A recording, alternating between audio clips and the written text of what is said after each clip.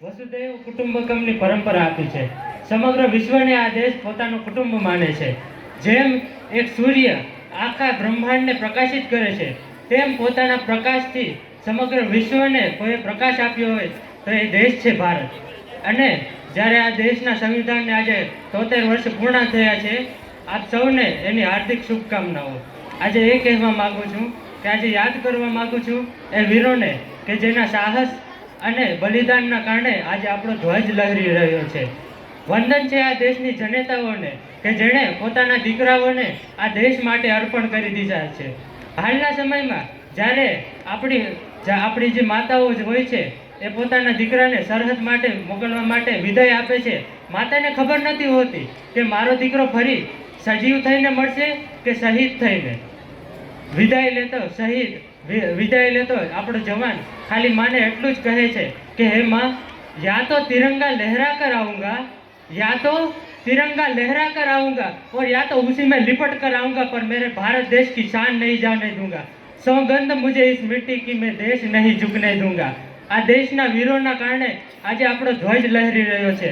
અને જ્યારે એ વીર આપણી સીમા ઉપર શહીદ થાય છે અને તેની શબને તિરંગામાં લપેટીને પરત આવે છે, ત્યારે આ દ્રશ્યને વર્ણવવા માટે શબ્દો ઓછા પડે છે. ત્યારે આ દેશના કવિઓ કહે છે કે वो सीमा पे जो खड़ा रहता है और जिस दिन उसका शब यहाँ पे आता है. આ દેશના કવિઓ કહે છે कि जिस दिन तू शहीद हुआ, जिस दिन तू शहीद हुआ, न जाने किस तरह तेरी माँ सोई होगी, मैं तो बस इतना जानूं कि वो गोली भी तेरे सीने में उतरने से पहले रोई होगी. જેમ તમે બધા મિત્રો શાળાના અંદર મિત્રો છો, એમ અમારે પણ 4-5 જણોના મિત્રો હતા અને અમારું પ્રિય સ્થળ એક દ્વારકા હતું. એટલે આ જ રીતે અમે દ્વારકાના સંગઠનમાં એક વખત વાત કરતા હતા અને ત્યાંના પર્યટનોને આપણા ભારત દેશની મહાનતા ગણાવતા હતા. ત્યારે વિદેશથી એક જોડી ત્યાંથી પસાર થઈ હતી અને તેણે અમારી વાતનો વિરોધ કર્યો કે વોટ નોનસેન્સ, શું તમે ગમે ત્યારે એમ કહેતા રહો છો કે તમારો ભારત દેશ મહાન છે? તમારા ભારત દેશમાં છે શું? મેં કીધું એક મિનિટ ભાઈ, આપણા દેશમાં આવીને, આપણા ગુજરાતમાં આવીને અને એમાં પણ દ્વારકાધીશની નગરીને બારે આપણને એમ પૂછે છે કે આપણા ભારત દેશમાં છે શું? એટલે મેં ભાઈને કીધું કે સાંભળો, તમે એમ કહો છો કે અમારા ભારત દેશમાં છે શું, હું એમ કહું છું કે શું અમારા ભારત દેશમાં નથી? તો એણે કીધું કે અમે અમેરિકાથી આવીએ છીએ, અમારો દેશ મહાન છે. મેં કીધું કઈ રીતે?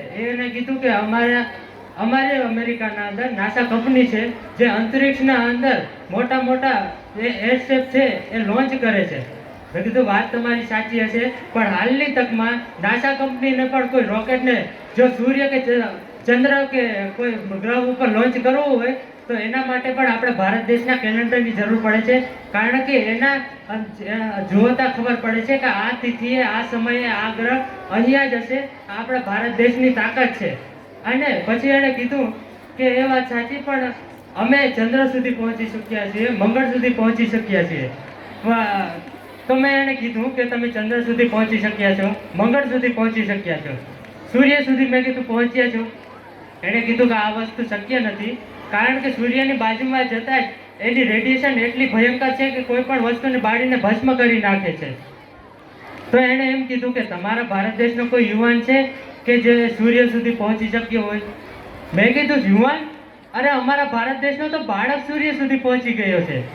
કહેવાનો મારો મતલબ ખાલી એટલો જ છે કે વિદેશના લોકો જે માને છે કે સૂર્યની નજીક જવું પણ શક્ય નથી, પણ વર્ષો પહેલા મારો અને તમારો બાપ હનુમાન જન્મતા વેત જો સૂર્યને ઓગાળી જતો હોય, આના કરતાં મોટી મહાન વસ્તુ કઈ હોઈ શકે? બાલ સમય રવિ ભક્ષ લ્યો તબ तीनों लोग भयो अंधियारो, ત્રાહિસ ત્રાસ ભયો જગ કોઈ સંકટ કા સુજાત ન રાવો, દેવ નયાન કરી વિનતી તબ છાડ દિયો રવિ કષ્ટ નિવારો, કો નહીં જાનત હે જગ મેં કભી સંકટ મોચન નામ તિહાર.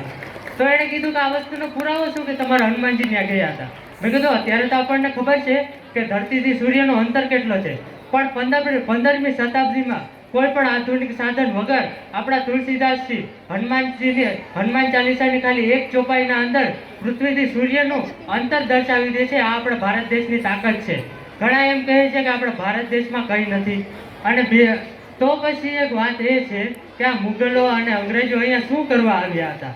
અરે સાહેબ, ખાલી આપણા સોમનાથનું એક મંદિર જોઈ લ્યો કે જેને લૂંટવા માટે મોહમ્મદ ગજનવી 26 વર્ષ સુધી પ્રયાસ કર્યો અને 17 વખત સોમનાથનું મંદિર લૂંટવામાં આવ્યું. એવું મંદિર કે જેના દિવાલો અને ઝરૂખાઓ સુધી બધું સોના ચાંદી અને હીરા મોતીથી માણેકથી જડેલું હશે. કલ્પના કરજો કે આ દેશના જે મંદિરો આટલા સમૃદ્ધ હશે તો આ દેશ કેવો હશે. તો વિચાર કરજો કે સોનાની ચીડિયા એમને થોડી કહેવાયું હશે આ દેશ. એક વિચાર કરજો કે આપણે જે અને આ સંવિધાન અને આપણા ભારત દેશની મહાન સાંસ્કૃતિકને ખંડન કરવા માટે કેટલી વખત પ્રયાસો કરવામાં આવ્યા. અંગ્રેજોએ આપણા ઉપર શાસન કર્યું અને અત્યાચાર કર્યા અને આ ગુલામીમાંથી નીકળવા માટે ન જાણે કેટલાય મહાન વીરોએ પોતાનું બલિદાન આપી દીધું. તિરંગો જે આજે આપણો લહેરાઈ રહ્યો છે એ માત્ર કોઈ કાપડનો કટકો નથી સાહેબ. મારા અને તમારા દેશની કેટલીય પાઘડીઓ મસ્તક કપાતા મસ્તક સહિત જમીનમાં દટાઈ ગયું એના છેડા બહાર કાઢ્યા છે. એનો આજે તિરંગો આપણો લહેરાઈ રહ્યો છે. એ પછી મહારાણા પ્રતાપ કહો કે શિવાજી મહારાજ કહો, અને આ એ તિરંગો છે, આ એ ભગવો રંગ છે કે છેલ્લે ભગતસિંહ જેવા લોકો આ તિરંગા માટે છેલ્લે કહે છે કે जिस चोले को पहन शिवाजी खेले अपनी जान पर, जिसे पहन झांसी की रानी मिट गई अपनी आन पर, आज उसी चोले के पहन के निकला हम मस्तों का टोला, रंग दे बसंती चोला माहे रंग दे बसंती ચોલા. છેલ્લે પોતાના શબ્દોને વિરામ કહેતા ખાલી એટલું જ કહેવા માંગુ છું કે તમારી પાસે જેટલો સમય છે એટલો સમય આ હનુમાનધાર કન્યા શાળામાં વિતાવી લેજો.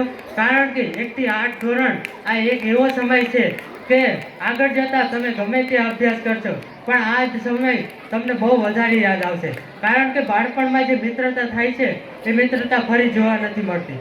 અને અમારો જે અનુભવ છે એ તમને કહેવા માંગુ છું. માટે જેટલો તમારી પાસે અહીંયા સમય છે એટલો વિતાવજો. અસ્તુ. જય ભારત.